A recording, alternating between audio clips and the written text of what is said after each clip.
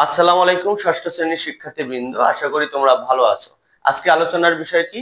আজকে আলোচনার বিষয় হলো অনুশীলনী 1.3 এর 13 নম্বর।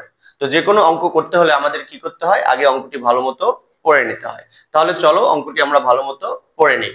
এখানে অঙ্কটিতে বলেছে দুইটি সংখ্যার গুণফল 3380 এবং গসাগু 13। এর মানে হইতাছে এই দুইটি সংখ্যার গুণফল 3380 এবং দুইটি সংখ্যার গসাগু হচ্ছে 13। এবার আমাদের বের করতে বলতেছে সংখ্যা দুইটির লসাগু নির্ণয় করো। তো এই অঙ্কটা একটা সূত্রের সাহায্যে হবে। তাহলে এই অঙ্কটা যদি এখন আমি সমাধান করি তাহলে তোমাদের বুঝতে খুব সুবিধা হবে। তাহলে আগে আমরা লিখি যে দেওয়া আছে। আমরা আগে লিখে নেই যে দেওয়া আছে। কি লিখবো আমরা? দেওয়া আছে। কি দেওয়া আছে? দুইটি সংখ্যার গুণফল লিখে নেই যে দুইটি সংখ্যার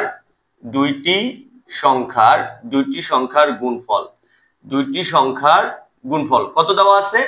3380। এরপরে কি দেওয়া আছে? দুইটি সংখ্যার গসাগু। তাহলে আমরা লিখি দুইটি সংখ্যার গসাগু। দুইটি সংখ্যার গসাগু কত দেওয়া আছে? 13 দেওয়া আছে। তাহলে আমাদের বের করতে বলছে কি? দুইটি সংখ্যার লসাগু। দুইটি সংখ্যার লসাগু আমরা কি করি? এখানে প্রশ্নবোধক চিহ্ন দিয়ে প্রকাশ করি। তার মানে আমাদের কি করতে বলছে?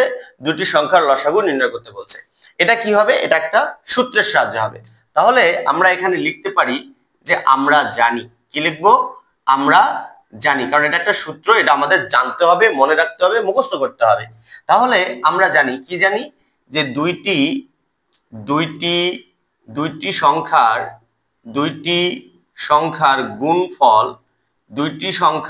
গুণফল সমান দুইটি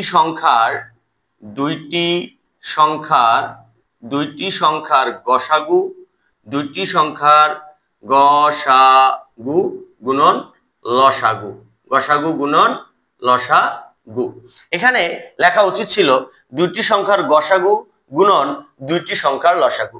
তো আমি এখানে দুইটি সংখ্যা লিখি নাই, কারণ এখানে আমার জায়গার শর্ট আছে। তো তোমরা কি করবা? তোমরা লিখবা দুইটি সংখ্যার গসাগু গুণন দুইটি সংখ্যার লসাগু।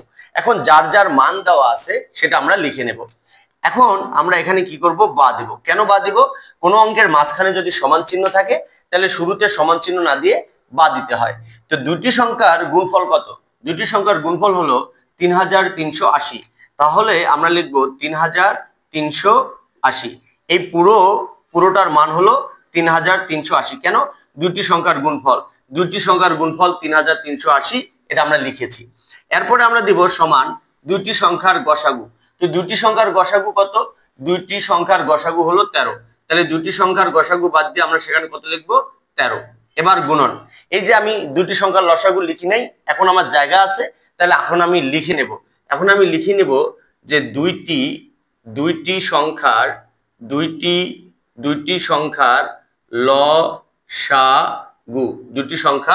লসাগু। এবার খেয়াল করে দেখেন, এই দুইটি সংখ্যার লসাগুর সাথে 13 কি আকারে আছে? গুণ আকারে আছে। ভালো মতো মনোযোগ দিয়ে দেখতে হবে। যেটা বের করতে বলবে তার সাথে যদি অপোজিটটা গুণ আকারে থাকে তাহলে সেটা সমানের বাম পাশে এসে কি হবে? ভাগ হবে। মনে রাখতে হবে। তাহলে আমরা এটাকে লিখতে পারি যে বা 3380 ভাগ 13 সমান দুইটি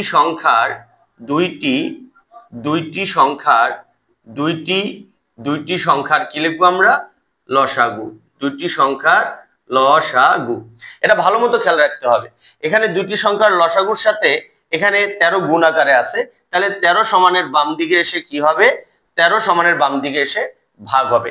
আবার যদি দুইটি সংখ্যার গসাগু এখানে থাকতো আর লসাগুর জায়গায় যদি কোনো অঙ্ক দেওয়া থাকতো তাহলে সেটাও এই পাশে এসে কি হইতো? ভাগ করতে হইতো। এখন তোমরা ক্যালকুলেটর বের করে 3380 কে 13 দিয়ে ভাগ দাও। তো 3380 কে যদি আমরা 13 দিয়ে ভাগ করি তাহলে কত হবে? 260। তাহলে সমান কি হলো? দুইটি সংখ্যার লসাগু। তাহলে কি হলো? এখানে আমরা টি দিয়ে দেই। তাহলে দুইটি সংখ্যার লসাগু কত হলো? 260। তাহলে উত্তর কত? উত্তর 260। কি বুঝতে পেরেছেন? আশা করি বুঝতে পেরেছেন। তারপরেও আরো কিছু গুরুত্বপূর্ণ কথা বলি, সেটা মনে রাখবেন যে এখানে যদি গুণফলটা দেওয়া না থাকতো, লসাগু আর গসাগু দেওয়া থাকতো, তাহলে কি হতো? তাহলে এই লসাগু এবং গসাগু দুটাকে যদি আমরা গুণ করতাম, তাহলে দুটি সংখ্যার আমরা গুণফল পেয়ে যেতাম। কি বুঝতে পেরেছেন? এবার আশা করি আরো ভালো মতো বুঝতে পেরেছেন। যদি অঙ্কটি বুঝতে পারেন তাহলে অবশ্যই একটি কমেন্ট করবেন, শেয়ার করবেন এবং ফলো দিয়ে পাশে থাকবেন। Thank you very much. আসসালামু আলাইকুম।